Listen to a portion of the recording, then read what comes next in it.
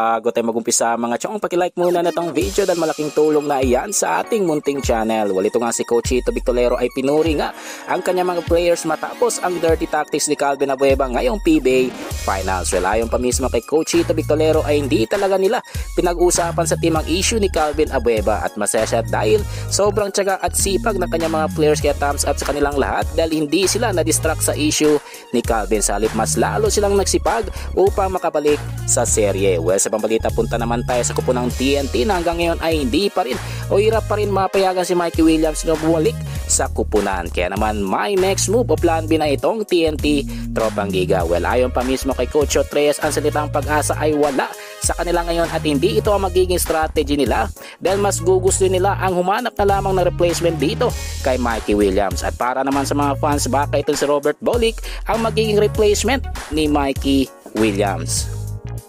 Ang uli sa ating balita mga chong, patungkol naman kay Paulin na nag-alas step carry kagabi kontra San Miguel Beermen kung saan pumabor ang laban sa Magnolia. Ayon pa sa naging laban ng Magnolia at SMB kagabi ay gusto ngang makahabol itong SMB sa Magnolia pero hindi nga ito nangyari dahil pinatahimik nga ni Pauli ang mga SMB crowd matapos pumukol na naman ito ng 3 malapit sa logo ng playing court na nagresulta ng 11-point lead para sa Magnolia na may more than a minute sa game clock. Pero para naman sa mga fans ay naghahabol lang ng income sa ticket ang PBA dahil ang totoong laban ay mangyayari talaga sa Game 7. Mga chong, hanggang dito na lang ang ating balitang PBA at syempre huwag kalimutan mag-subscribe at i-like itong video bilang pagsuporta sa This is Channel B. Once again, I'm out.